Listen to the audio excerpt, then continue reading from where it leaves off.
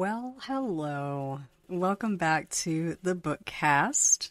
I am D.L. White, Atlanta-based author of romantic fiction featuring Black men and women, and the Bookcast is my platform for sharing updates from the desk of D.L. White. That's me. I'm telling you about what I'm reading, what I want to read, what I'm writing, where I've been, what I'm doing, all the good stuff. So I am glad that you're here. It was a fantastic week in my world, and I hope your week was good as well. But today is Saturday, which means it is the weekend for me, and I am looking forward to sharing just a couple of updates. Nothing too exciting or dramatic happening over here. I did not write anything, so never fear. I did edit something, and I do have another piece of short fiction to share with you all this week, but before that, I want to get to two things. First of all, I was on the Between the Reads podcast this week. The episode went up on Tuesday on your favorite podcast app and also on YouTube. I encourage you to go to the YouTube because sometimes I forget that this is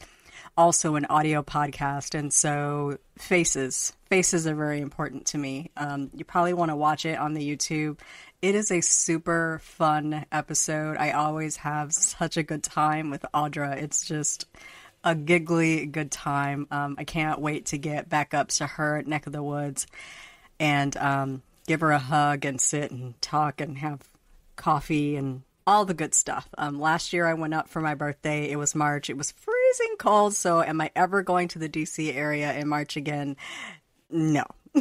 So, Audra, I'm gonna see you in the summer. Okay, honey? Okay, so I am at season 4, episode 128. We had a good chat about Hey Lover, and one thing I always say I appreciate about Audra is that she be reading these books, and she like just reads into every little thing. And I so love how she gets down and dirty with my books.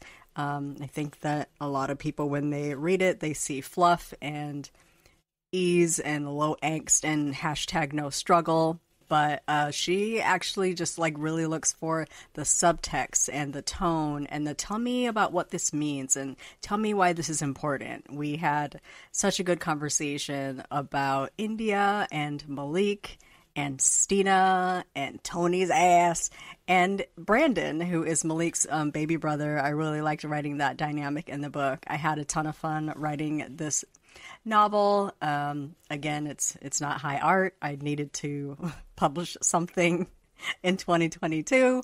I had this like 8 chapters of this or so, and so I went for it and I finished it, and it's out there. I am still trying to get myself to work on the paperback version of this book. I don't know what my stopgap is. I just haven't done it yet, but I'm gonna get to it.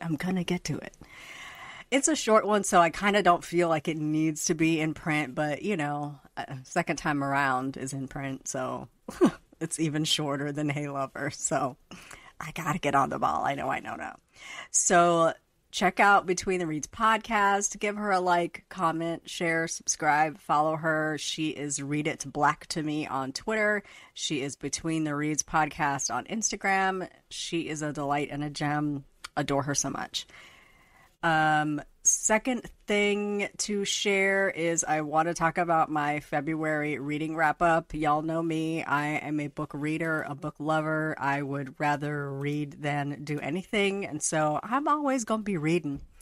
In February, I had a really slow reading month. I only got 6 books in. And I know some people are only reading 1 or 2 and they're like, only 6, but I'm like a 10 or 12 book a month kind of gal. I had 2 off-site meetings in February, which means I'm traveling. I'm out of the house during the day. I don't have, 6 or 8 hours to sit here and listen to an audiobook or have Kindle read a book to me, or, just traveling and like being busy doing other things takes away from the time I would spend stealing away from work during the day to read. So I got 6 books in. 5 of the 6 were by Black authors, so yay on that. I did have one hangover, Black Candle Women. I wanted to get read by February 28th, which was the pub date, and I didn't. Since I wasn't going to get it read by the 28th, I decided to wait for the audio, and I'm oh so glad I did. It's read by Bonnie Turpin, who is bae. The way to get me to listen to your audiobook is to have Bonnie Turpin read it, or my narrator, Sherelle Palmer. Her voice is like butter. Absolutely loved it.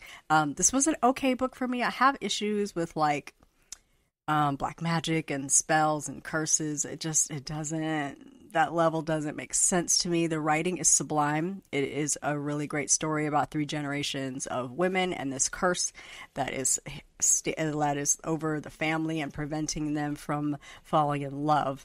You have to read the book. I don't want to spoil it for you. I rated it 3 stars, it's good. I'm probably not going to read it again, but I did not hate the experience.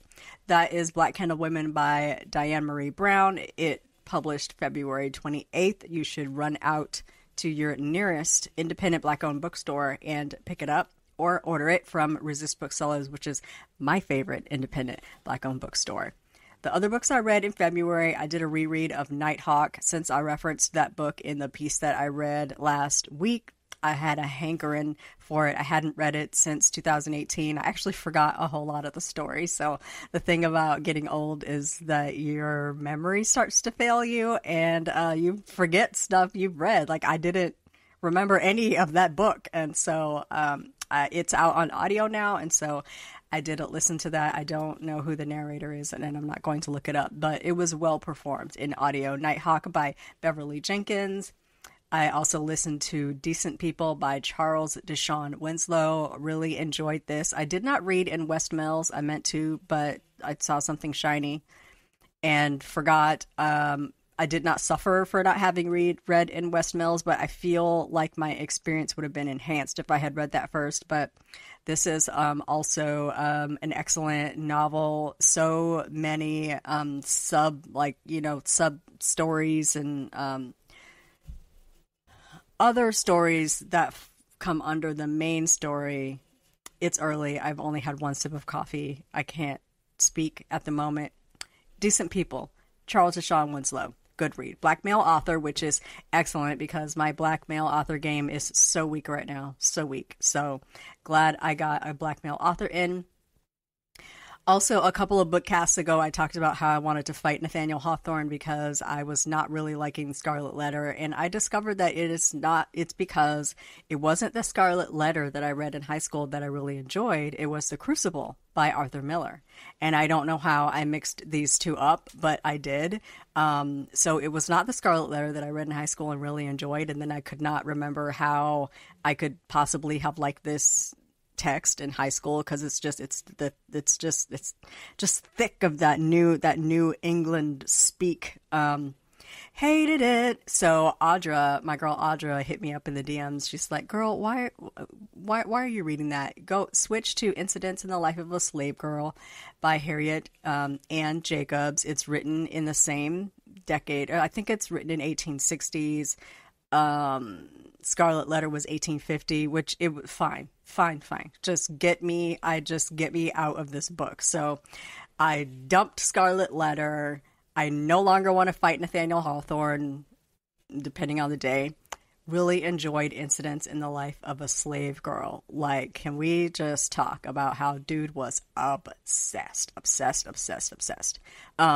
This was a good read, and it was short. So I got my first book down in the 10 Books, 10 Decades Challenge. So I'm very proud of myself.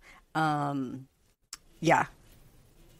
Then I read Doe Black by Nia Forrester, who is one of my auto-buy authors. Like, I don't know what the book is about. If Nia wrote it, I bought it.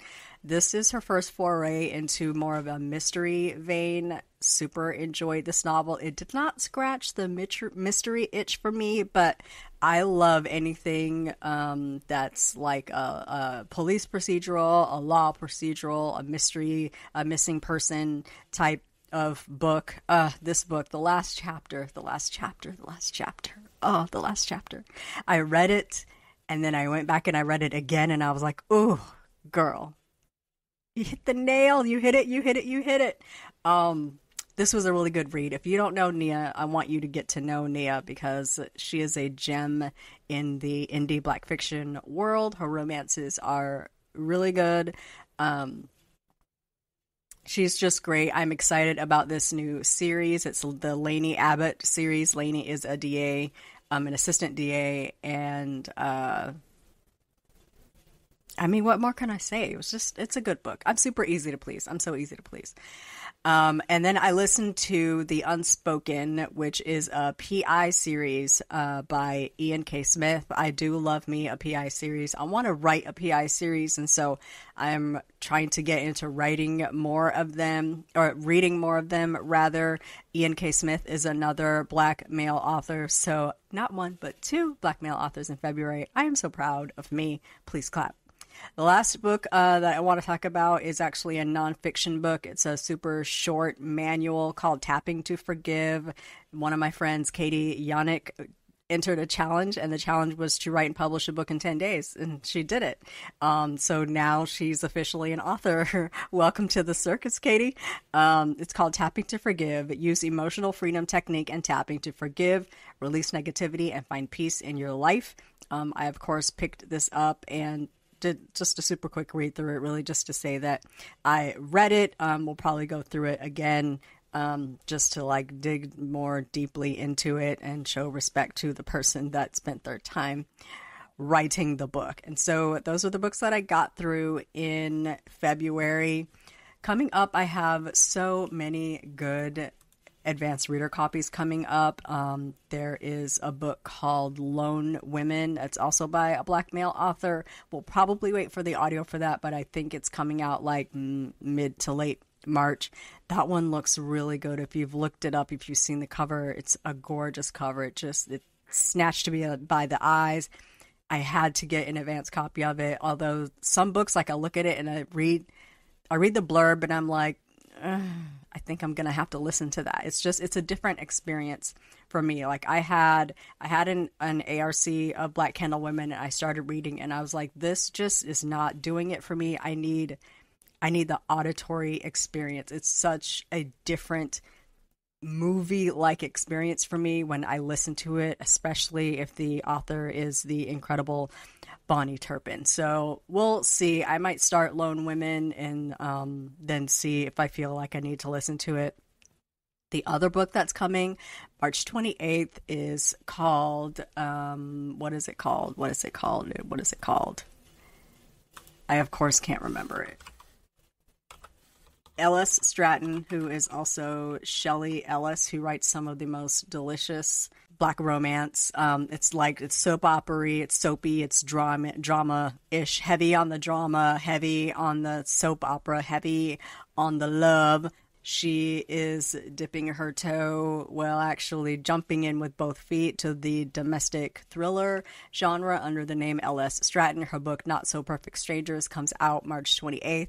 So I read an early copy of this and absolutely loved it. And Shelley told me that she had made some changes and updates to it. So I got an ARC of the finished copy, advanced review copy, and so I'm gonna dig into that probably mid-month so I can have it read and post my gleaming review before pub date. But it's called Not So Perfect Strangers by L.S. Stratton. Go out and pre-order it absolutely right now. Go to your favorite retail site and pre-order. If you have already read it, make sure you post up those reviews, get your ratings in on Goodreads.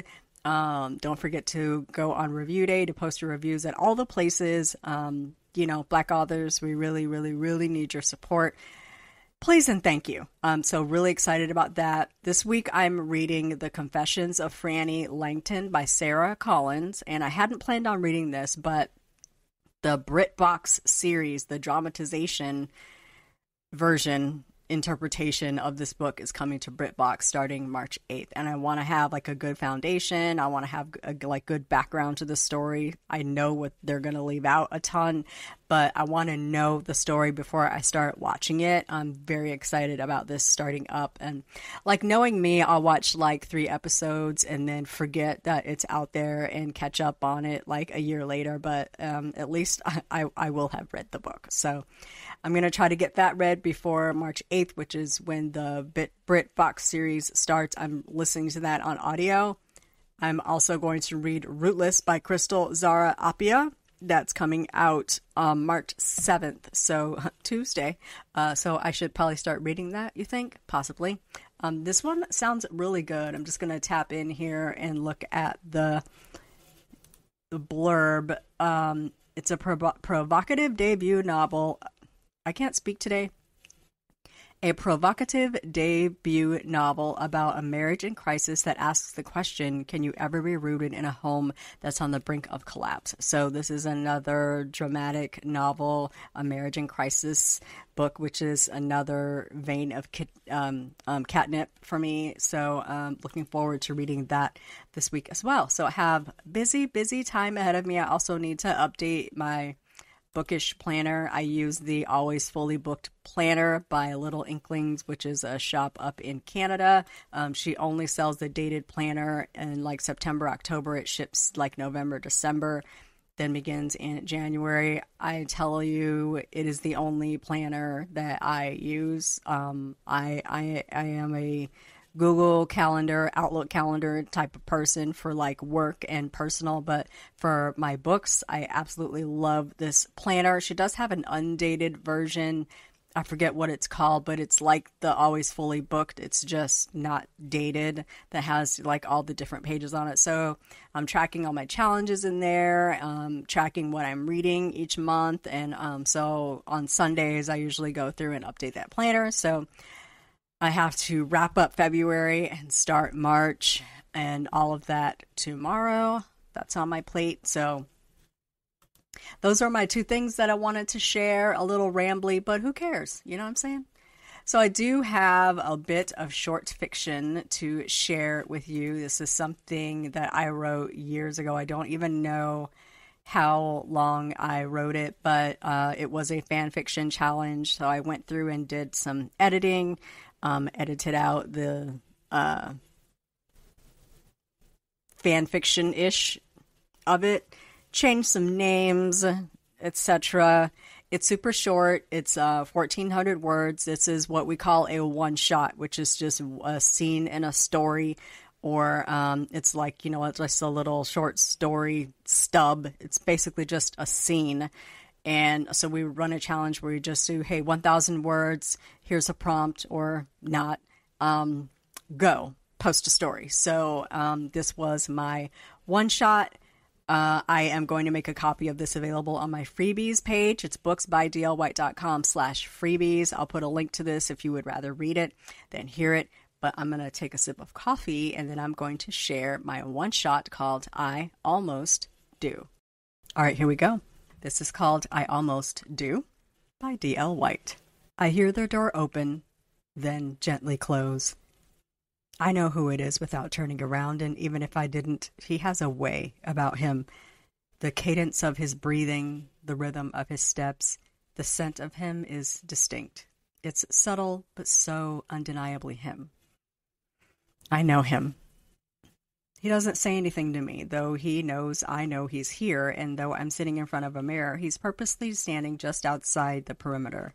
Are you going to stand there until it's time for me to walk down the aisle? I ask. Don't you have anything to say to me? He inhales deeply, sucking in air through his nose, then I hear him drop into a plush, velvet-covered chair. I can see him now, and he knows I can. I watch him stretch his long legs out and cross them at the ankles. I think you know what I'm here to say. I put in the earrings that I bought for this wedding. Pearls.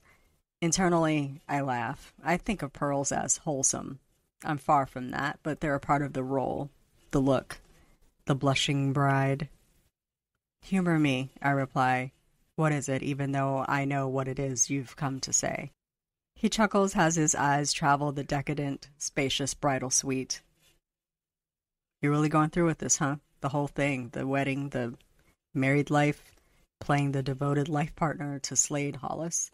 After last night, you're really doing this?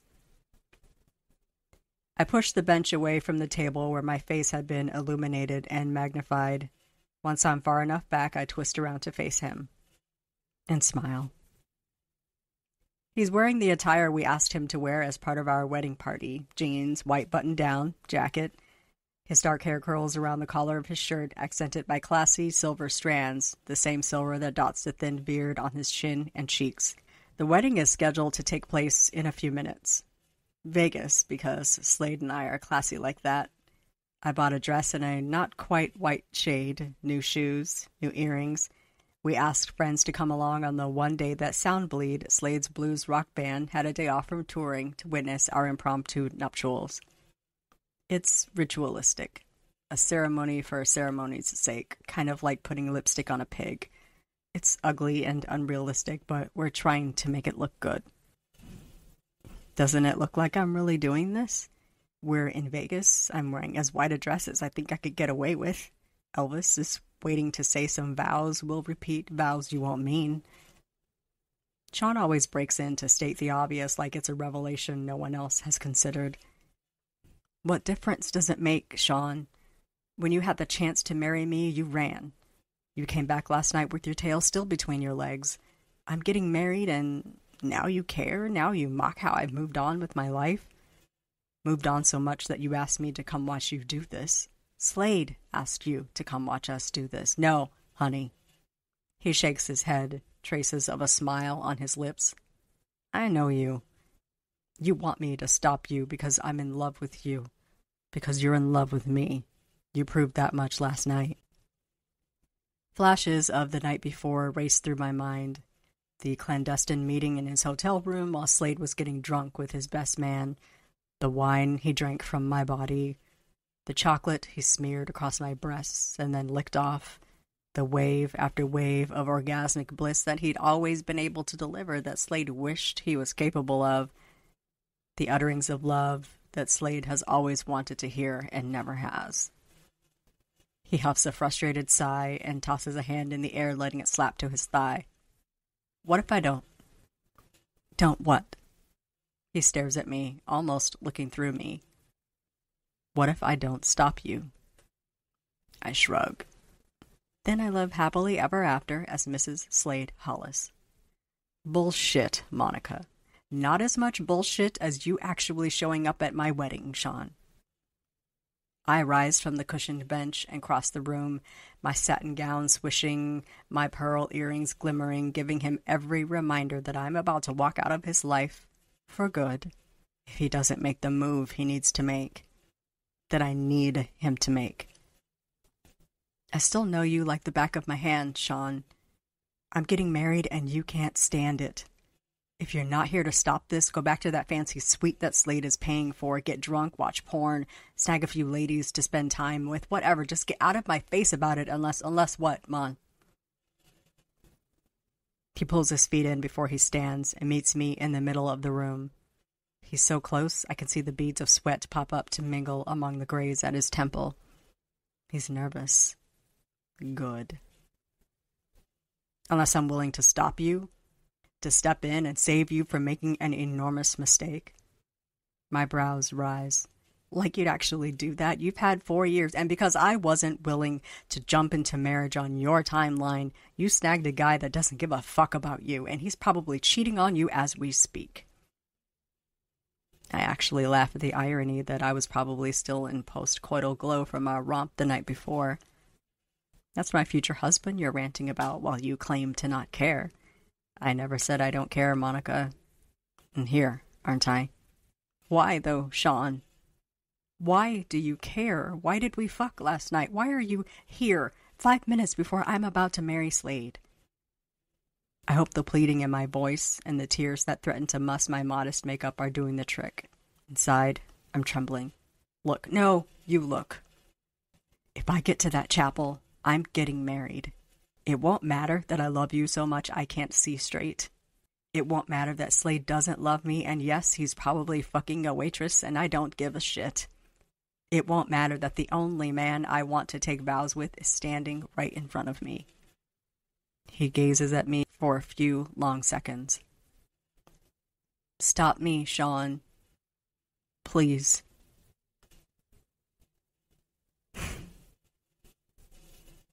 There's a car outside. His eyes don't meet mine, and his voice is gruff, low, full of emotion. I'll wait 15 minutes, and then I'm gone. And I am not coming back for you again. He steps away from me and turns to leave, but stops as he palms the knob. Be in the car, Monica. Please. He walks out then, quickly moving out of my suite and closing the door with a finality that I feel in my soul. His shadow doesn't even cross the threshold before I yank down the zipper on the ridiculously frilly dress and pull it off, then dig out the change of clothes I packed in a duffel bag. In a few minutes, I am ready to walk out of this life. For good. I drop a pre-written note on the bed next to the dress, the heels, the pearls. Slade will glance at it, laugh, and toss it back onto the bed, and move on to his life, and move on with his life as he always has. Heaving the longest, loudest sigh of relief that I don't have to do what I almost did, I slip out of the suite and run to the elevator.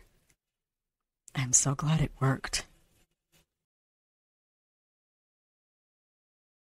That was a short that I wrote for a one-shot challenge many years ago. I don't even remember when I wrote that.